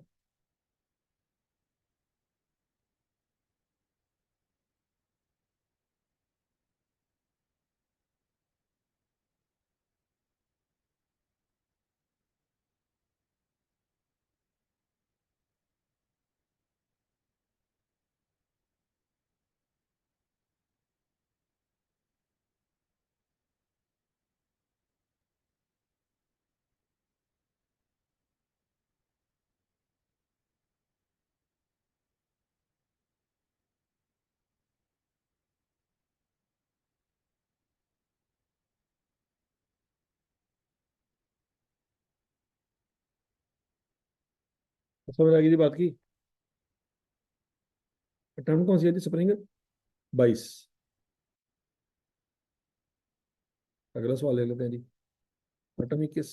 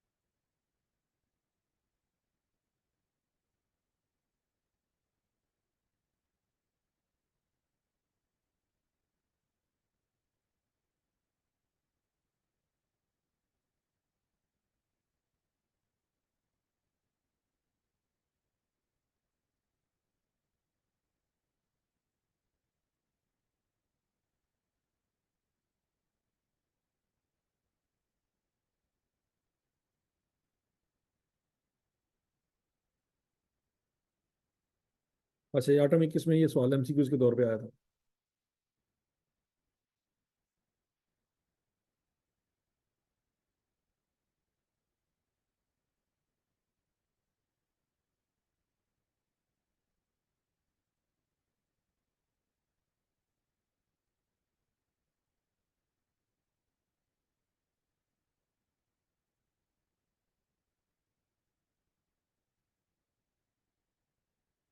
स्प्रिंग 20।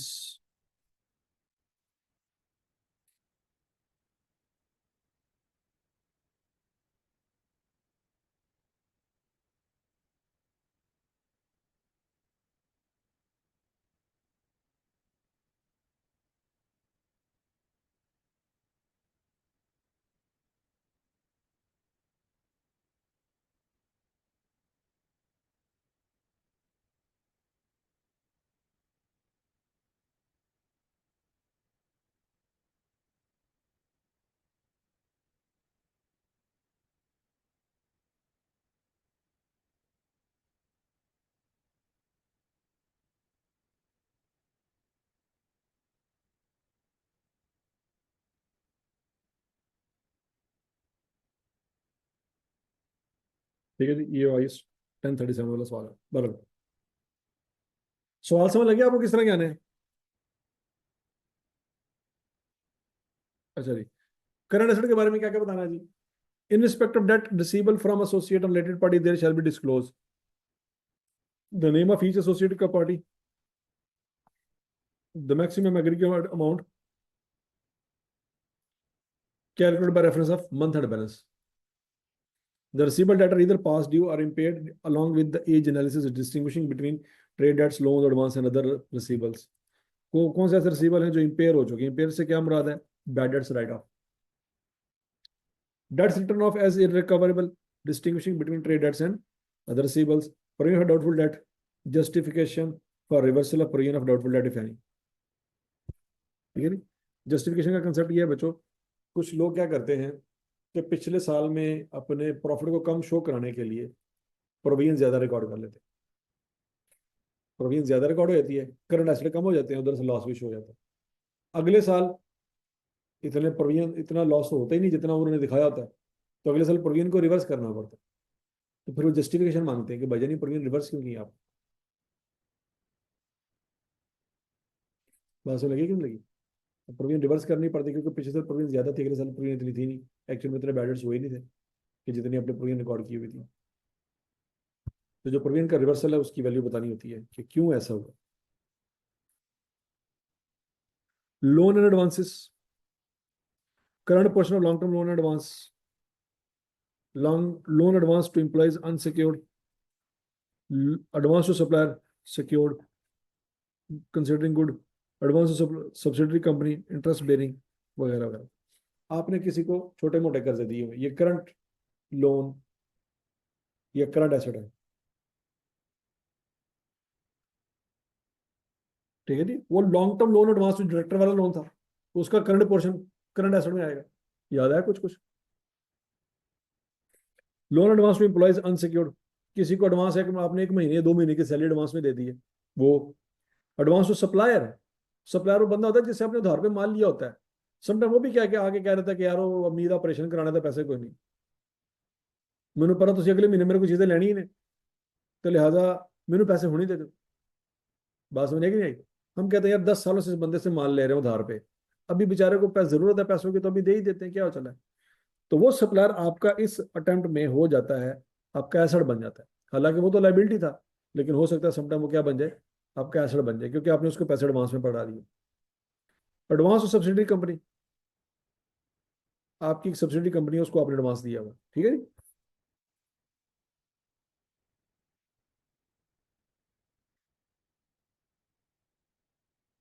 इस तरह से उसकी इन्फॉर्मेशन देंगे। शेयर कैपिटल रिजर्व, इसका सवाल आया हुआ ऑलरेडी, अभी हमने देखा था, याद है?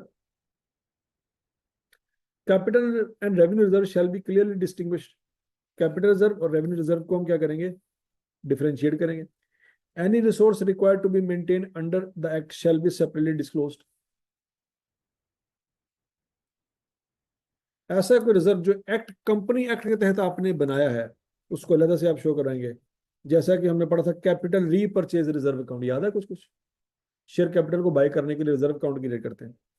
Any legal or other restriction on the ability of company to distribute or otherwise shall be disclosed for all kind of reserve maintained by the company। मतलब कोई कंपनी की तरफ से या बाहर की किसी रिक्वायरमेंट की तरफ से पाबंदी लगी है कि फला फला बैलेंस में से आप डिविडेंड नहीं दे सकते, पाबंदी है। डिविडेंड आपने सिर्फ रिटेन अर्निंग में से देना है। तो भी बताएंगे कि फला फला फला जो रिजर्व है उसमें से डिविडेंड नहीं दे सकते, फला फला फला इदारे ने हमारे ऊपर पाबंदी लगाई हुई है। ठीक है जी।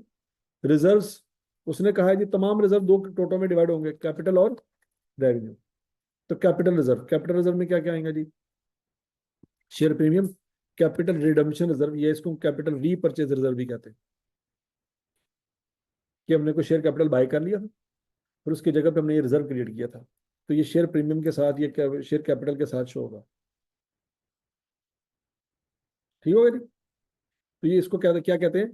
Capital reserve. Opening closing, opening closing. अब इसके बारे में डिटेल भी प्रोवाइड करनी है। 5.1, दिस रिप्रेजेंट प्रीमियम ऑफ 5 पर share received on public issue of 8 million ordinary share of 10 each in 1991 में हमने जब शेयर इशू किए थे तो हर शेयर में 5 रुपए का प्रॉफिट हुआ था। ये प्रॉफिट वो उस वैल्यू को शो करता है, मतलब 26-27 साल पहले ये हुआ था। 5.2, this represents reserve setup on redemption of preference share of 1,20,000 इन 1996, कि हमने 1996 में शेयर बाय किए थे 1,20,000, तो उसकी वजह से ये रिजर्व हमने क्रिएट किया। तो ये कैपिटल रिजर्व है। फिर उसके बाद रेवेन्यू रिजर्व, जनरल रिजर्व अलग है और अनअप्रोप्रिएटेड प्रॉफिट अलग है। ये रेवेन्यू रिजर्व है। ठीक है। रेवेन्यू रिजर्व से मुराद वो रिजर्व होता है जिसमें आप छेड़छाड़ कर सकते हैं, और कैपिटल रिजर्व वो रिजर्व होता है जिसमें आप छेड़छाड़ नहीं कर सकते। In respect of issued share capital of a company, following shall be disclosed separately: shares allotted for consideration paid in cash, shares allotted for consideration other than cash, showing separately share issued against property and others to be specified, shares allotted as bonus shares and tri-yearly shares. Shareholders agreement for voting right, board selection, right of first refusal and block voting shall be disclosed। तो किस किस share के against कौन कौन सी power है वो भी आपने बतानी है। हाँ जी, example number wise. Authorise share capital 10,000 था, ordinary share of 10 each. Issued subscriber paid capital कितने जी? 1890, 1890। 10 रुपए का एक शेयर था, 18,900 पैसे बनते हैं। फिर 300 शेयर हमने ordinary share of 10 each issued for consideration other than cash. हमने 300 शेयर ऐसे इशू किए थे जिसके अगेंस्ट हमने कैश नहीं लिया था, तो अमाउंट कितनी बनती है? 3,000। फिर 5,370 शेयर हमने ऐसे इशू किए थे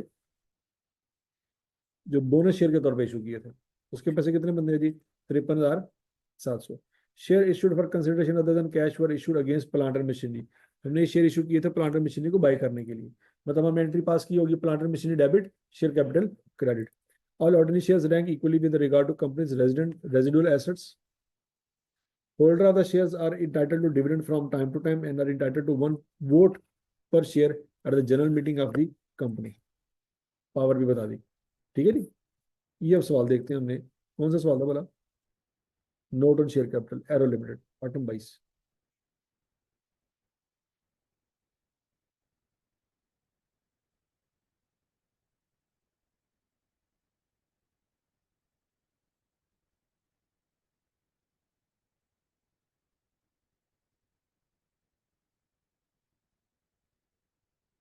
सवाल,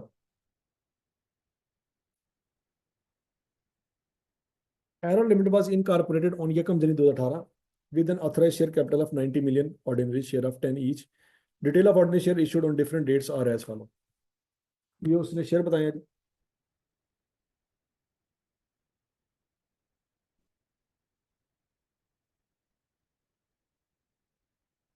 2018 में कितने शेयर थे? 20 शेयर थे। रेट क्या था? 10 रुपए। कंसिडरेशन क्या थी? कैश। 2019 में 15, 12 ये शेयर प्राइस थी, प्लांटर मशीन नहीं। 7 शेयर प्राइस कोई नहीं क्योंकि बोनस शेयर थे। 5, 18 कैश। 10 कोई नहीं बोनस शेयर। 8, 25 प्लांटर मशीन नहीं। 6, 27 कैश। तो कहता prepare note on share capital for including financial AL for the 31 December 2021 show comparative figure. 7 number का सवाल।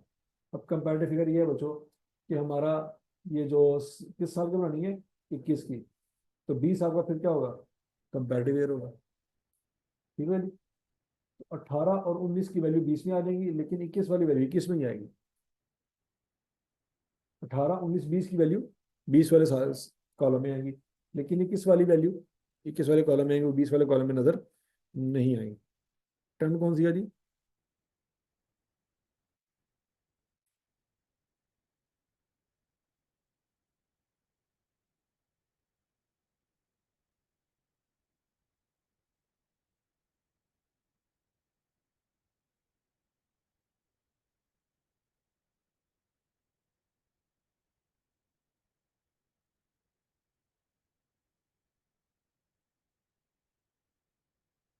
Error Limited notes to the financial for the year 31 December 2021 share capital. Authorise share capital लिखेंगे बच्चों। Authorise share capital बताया उसने।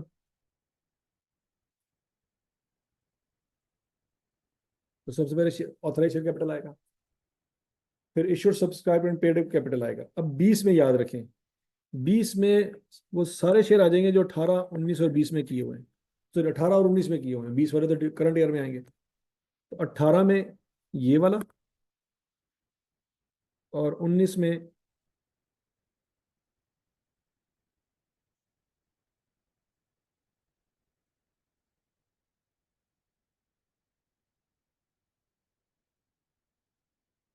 ये तो during the year आएगा ना। और ये 12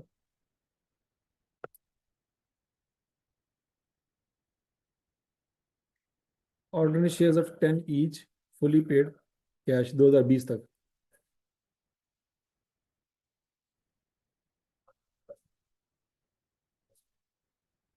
ठीक हो गया जी। अब टोटल कितने शेयर बनते हैं? 25 मिलियन। ये बात में लगी है। तो यहाँ पे कितने शेयर लिखेंगे? 25 मिलियन। लेकिन पैसे कितने लिखेंगे?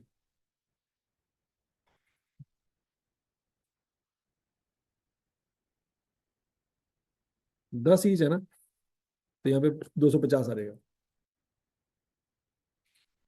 क्योंकि शेयर प्रीमियम आपने लहदा लिखना होता है रिजर्व में, वो कैपिटल रिजर्व है। ये बात लगी ना।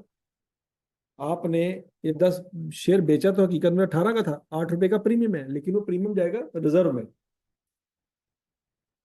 शेयर कैपिटल में नहीं लिखेंगे। तो 20 और 5 25, 25 इंटू 10 250। ठीक हो गया जी। अब डीलिंग द ईयर,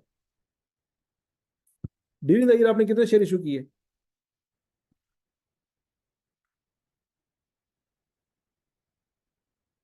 20 पे 6 किए। ये तो किस में किए ना?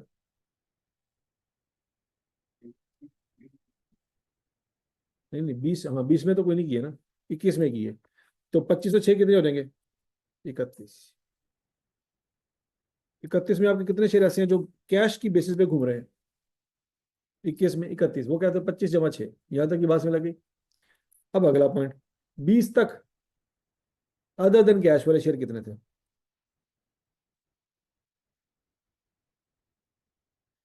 19 में कितने थे? 15। 15 लिख देंगे।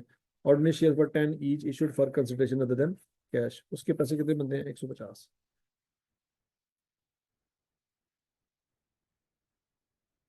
अच्छा जी। अब 2021 में अदर देन कैश वाले शेयर कितने इशू किए? 8 किए। 21 में किए। तो टोटल कितने बनेंगे? 23।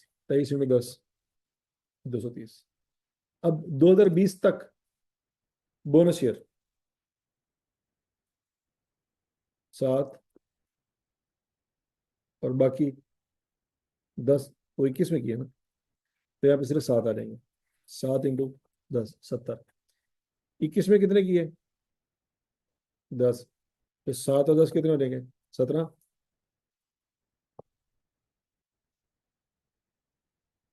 यहाँ पे order share of 10 each issued as fully paid bonus share. ये बात सुन लगी थी। फिर नीचे उसने एक्सप्लेनेशन भी दी थी। Share issued for consideration other than cash were issued against plant and machinery All ordinary shares rank equally with regard to A as residual assets.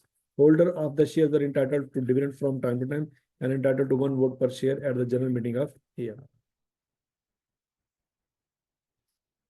इस तरह से सवाल आपने सॉल्व करना है। कितने नंबर का सवाल था जी? 7 नंबर का सवाल। तो 7 नंबर आप बैठे बैठाए ले सकते हैं। बोरिंग टॉपिक है लेकिन 7 नंबर मिल सकते हैं आप।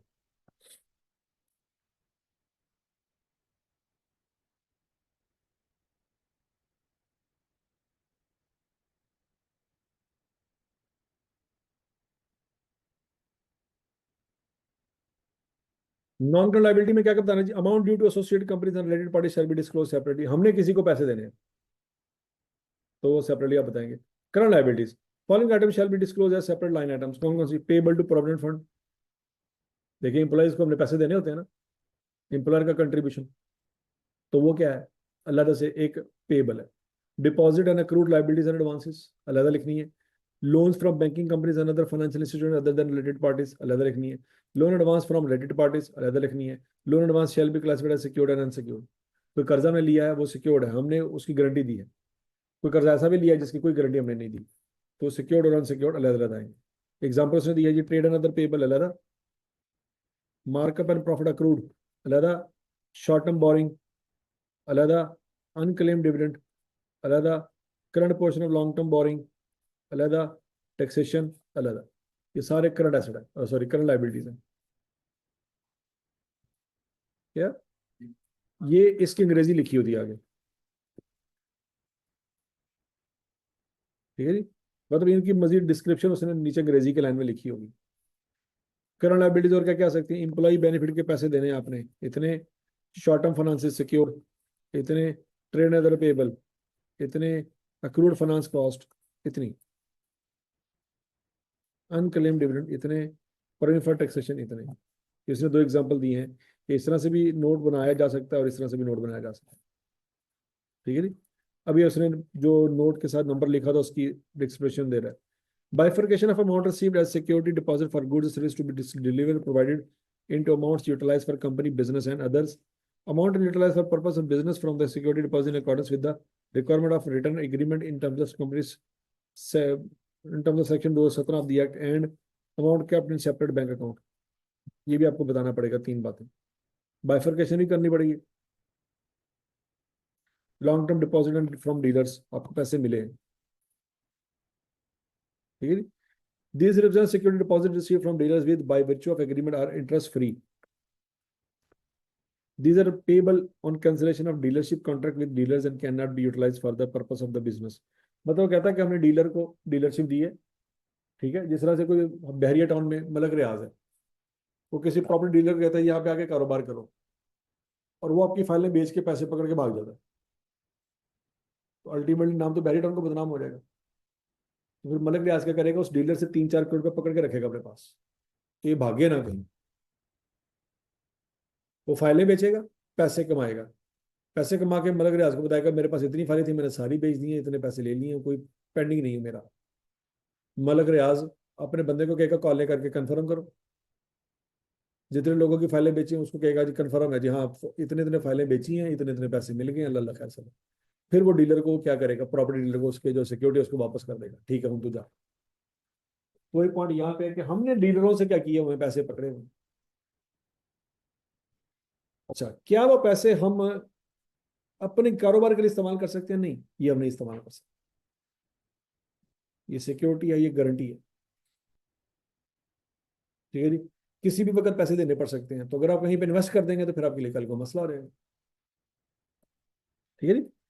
इन ए सेपरेट बैंक अकाउंट, ये सेपरेट बैंक अकाउंट में रखे हुए हैं। कंटिजेंसीज एंड कमिटमेंट्स, कोई केस वगैरह हुआ पड़ा है या कोई कमिटमेंट आपने की हुई है। इन describing legal proceeding under any court agency और governing government authority, whether local or foreign, include name of the court, agency, authority in which the proceedings are pending, the date instituted, the principal part is there to a description of the factual basis of the proceeding and the relief sought. मतलब company के ऊपर किसी ने case कर दिया है, कितना जुर्माना है, केस क्यों हुआ, किस वजह से हुआ, किस कोर्ट में हुआ, केस की नोयत क्या है, कितने % रिजॉल्व हो चुका है, कितने % आउट ऑफ कोर्ट सेटलमेंट करने की कोशिश कर रहे हैं, ये सारी बातें आपने यहाँ पे बतानी है। एग्जाम्पल उसने दी हुई है। Penalty of 5.5 billion imposed by the Competition Commission of Pakistan in 2013 for alleged unreasonable increase in urea prices had been set aside by the Competition Appellate Tribunal with directors to the CCP to decide the case under guidelines provided by the tribunal. कहते हमारे ऊपर case किया हुआ competition commission ने कि हमने urea के price बढ़ा दिए, ठीक है जी, बाकी लोगों को हमने कंपटीशन से आउट कर दिया। तो चूंकि हमने कंपटीशन को आउट कर दिया है तो हमारे ऊपर केस हो गया, ठीक है जी। ट्राइब्यूनल ने कहा कि यार देखो वैसी महंगाई हो रही थी, इनका क्या कसूर है। तो ट्राइब्यूनल वो केस सुना, हमें नोटिस भेजा, हमने जाके जवाब दिया, ट्राइब्यूनल ने केस साइड कर दिया। No petition was filed by the CCP for review of the decision. वो चूंकि केस उसने साइड पे कर दिया तो अब उनके पास होता है ऑप्शन अपील करने का। अब ये भी फिर बताया कि उन्होंने अपील भी बाद में कोई नहीं की with the stipulated time, and this option has thus become time barred for the CCP. However, the CCP can file fresh case under the guideline provided by the tribunal. तो पिछला केस को तो फॉलो नहीं कर सकते, एक नया case बना के अगर फॉलो करना चाहते तो कर सकते हैं। But the company remains confident of successfully defending these unreasonable claims in future as well. लेकिन कहता अगर कोई नया केस भी आएगा तो देख लेंगे, कोई मसला नहीं, ठीक है जी। Commitment in respect of capital expenditure, हमने ठेकेदार के साथ कमिटमेंट किया कि अगले साल तुमसे बिल्डिंग ऊपर वाला फ्लोर बनवाना है, इसका मतलब अगले साल इतने पैसे तो देने ही देने, तो वो शो करो लैदा से कितने पैसे देने हैं। Purchase of storage spares and other items, investment in associated company, investment in joint venture, contracted out services, rentals under lease agreements, premises vehicles, मतलब जो गाड़ियां आपने किस्तों पे ली हैं उसके अगले साल पेमेंट देनी है कि नहीं देनी। जो कॉन्ट्रेक्चुअल अनडिस्काउंटेड पेमेंट्स लिखते होते हैं लीज के अमोर्टाइजेशन स्केड्यूल में, डिस्क्लोजर में, वो भी यहाँ पे बतानी है कि अगले साल पैसे देने हैं इतने, ताकि लोगों को पता हो कि भाई जान इतने पैसे अगले साल जाने ही जाने में, कंपनी कुछ करे कंपनी कुछ ना करे,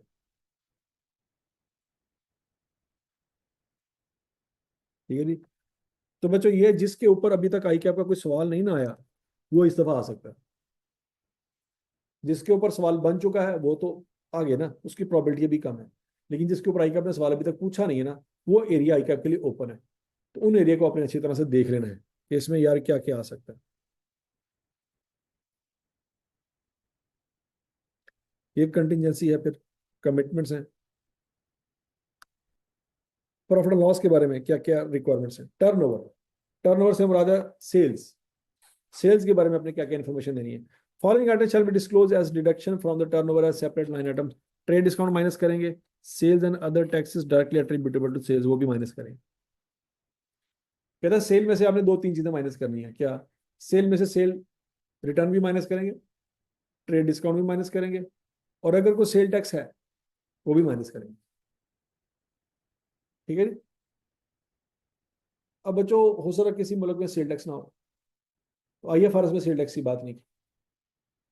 पाकिस्तान में सेल टैक्स है तो पाकिस्तान सेल टैक्स की बात करेगा, तो सेल टैक्स को हम प्रेफर करेंगे IFRS के मुताबिक नहीं, कंपनी एक्ट के मुताबिक, ठीक है जी।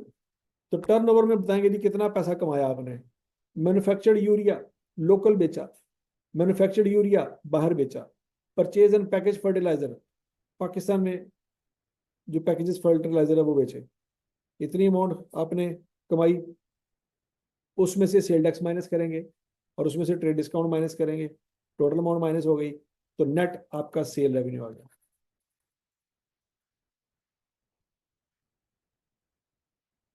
समझ आ गई जी। तो टर्नओवर का ये डिस्क्लोजर पूछा जा सकता है पेपर में कि बच्चों बताओ टर्नओवर के बारे में क्या क्या डिस्क्लोजर लिखना है। तो आप क्या करेंगे, सेल अगर आपने लोकल की है, पाकिस्तान में की है, वो मैन्युफैक्चर करके की है, मतलब खुद बनाई थी, लेकिन कुछ चीजें ऐसी भी हैं जो आपने मैन्युफैक्चर नहीं की, बाय करके सेल की है, तो उसकी कैटेगरी अलग लिखेंगे। समझ आ गई बात। उसने कितनी कैटेगरी बनाई है? तीन। पहली क्या कैटेगरी, मैन्युफैक्चरिंग करके लोकल बेचा, मैन्युफैक्चरिंग करके बाहर बेचा, लेकिन तीसरी चीज मैन्युफैक्चरिंग नहीं की, बाय करके बेचा, ट्रेडिंग की, तो तीनों अलग अलग। माइनस क्या करना है, सेल टैक्स माइनस करना है, ट्रेड डिस्काउंट माइनस करना है। The aggregate amount of auditor remuneration, अब ये वाला सवाल आ चुका है, आ चुका है कि नहीं आ चुका।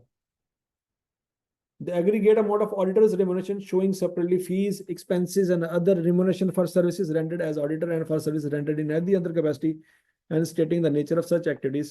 In case of joint by auditor, the aforementioned shall be shown separately for each of the joint auditor. Auditor की remuneration कैसे show करनी है बच्चों, बताना जी। ऑडिट फी कितनी थी? ठीक है जी, ये बताना है। हाफ ईयरली रिव्यू, 6 महीनों का ऑडिट करवाया है, उसकी फीस कितनी है वो बताओ। आउट ऑफ पॉकेट एक्सपेंसेस, छोटे मोटे आने जाने के, ट्रैवलिंग अलाउंस, डेली अलाउंस के खर्चे कितने हैं, वो लदा शो करना है। ये 3 बातें आपने लदा शो करनी। In case donation to a single party exceeds 10% of the company's total amount of donation or rupees 1 million, whichever is higher, name of donee shall be disclosed, and where any director or his spouse has interest in the donee, irrespective of the amount, name of such director along with the interest shall be disclosed. अब sometime ये भी हो सकता है कि director सवाल मारे, director क्या करे कि उसके बेटे ने एक एनजीओ खोली थी, डायरेक्टर ने 1 मिलियन की अमाउंट उसको दे दी एज ए डोनेशन। बात समझ लगी नहीं लगी? फिर ऐसी कोई हरकत हो तो भी आपने डिस्क्लोज करना कि 10% टोटल डोनेशन का या 1 मिलियन, इन दोनों में से जो अमाउंट भी हायर होगी, विच एवर इज हायर, वो अपने अलग से डिस्क्लोज करना। मतलब अगर टोटल अमाउंट ऑफ डोनेशन का 10% बनता है 2 लाख, कितना बनता है 2 लाख, और टोटल अमाउंट बनती है 1 मिलियन, तो फिर ये शो नहीं करेंगे, 2 लाख शो नहीं करेंगे। लेकिन अगर 10% लिया है, वो उसकी वैल्यू बनती है 12 लाख, तो फिर इसका डिस्क्लोजर आ जाएगा।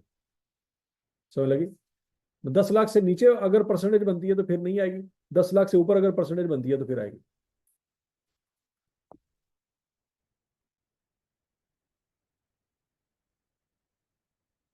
Name of such director along with their interest shell be disclose. Donation अब एग्जांपल से दी है, लेकिन ये 10 लाख वाली जो फिगर है ना, ये डायरेक्टर के लिए नहीं है।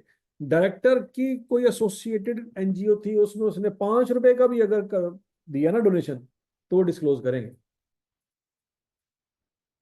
पॉइंट समझ आ रहा है क्या? Other expense include donation amounting to 66,0176,000, 2017 में इतना था, एंड 24,515,000, पिछले साल इतना था respectively. These are dispersed through ABC Welfare Foundation. Interest of CEO Mr. Tariq and ABC Welfare Foundation is limited to the extent of his involvement in ABC Welfare Foundation as chairman. फलां company को हमने, फलां NGO को हमने कर्जा दिया है। क्यों दिया है कि सीईओ साहब, जो हमारे सीईओ साहब है ना, वो उस कंपनी, उस एनजीओ के चेयरमैन है, तो वो आप बता देंगे। Complete particulars of the aggregate amount charged by the company shall be disclosed separately for the directors, chief executive, and executive together with the number of such director and executive, such as fee, managerial remuneration, commission और bonus, reimbursable, ये सारा बताना चाहिए। Fees उसको कितनी दी, managerial remuneration कितनी दी, commission, bonus, reimbursable expenses, pension, gratuity, company's contribution, compensation for loss of office, other perquisites, benefit in cash, amount for any other service rendered। ये सारी बातें बतानी है, 1 2 3 4 5 6 7, 7 बातें बतानी है। डायरेक्टर्स को 1 1 रुपया भी जो दिया है, किस किस मद में दिया है, वो भी बताना है। एग्जाम्पल है 32 आपके सामने। चीफ एग्जीक्यूटिव को मैनेजेरियल काम करने के पैसे कितने दिए, 7915। प्रोविडेंट फंड का कंट्रीब्यूशन कितना दिया, 542। बोनस कितना दिया, 2783। गुड परफॉर्मेंस अवार्ड कोई भी नहीं, गुड परफॉर्मेंस कोई नहीं है, लेकिन पैसे वो दे रहे हैं। Allowance and contribution to retirement benefit plan 9030। Total पैसे कितने मिले, 20270। इस तरह के बंदे कितने हैं, एक, लेकिन डायरेक्टर 339 है। ठीक है जी, सीईओ एक ही है, बाकी एग्जेक्टिव बहुत ज्यादा है। The above were provided with medical facilities. The chief executive and certain executives were also provided with some furnishing items and vehicles in accordance with the company's policy. ठीक है, उनको कुछ और फर्नीचर वगैरह भी दिया हुआ, ला के गाड़ियां भी दी हुई हैं। Gratuities payable to chief executive in accordance with the terms of employment. Leave encashment इतनी है। In addition, 18 directors were paid aggregate meeting fee of this. मतलब मीटिंग अटेंड करने के भी पैसे मिलते हैं उनको। Directors are not paid annual commission except meeting fee. In case of royalties paid to companies and entities, individual following shall be disclosed. यहाँ तक की बात में लगी जी बच्चों? तो ये फिफ्थ स्केड्यूल शुरू हो गया बच्चों। फिफ्थ स्केड्यूल में 90% चीजें वही हैं जो ऊपर हैं। ठीक है जी, तो यहाँ पे बस ये बताएगा कि ये चीज जो है वो फोर्थ स्केड्यूल में अप्लाई होती थी, फिफ्थ में भी अप्लाई होती है। ये चीज फोर्थ में नहीं है, फिफ्थ में है। इस तरह की चीजें देख लेनी है। देखो ये जैसे ही लिखा हुआ है फिक्स एसेट, क्या लिखा हुआ साहब ब्रैकेट में, सेम जो ऊपर पढ़ चुके वही यहाँ पे। क्योंकि लिस्टेड कंपनी में ज्यादा डिस्क्लोजर रिक्वायरमेंट होती है, प्राइवेट कंपनी में कम होती है।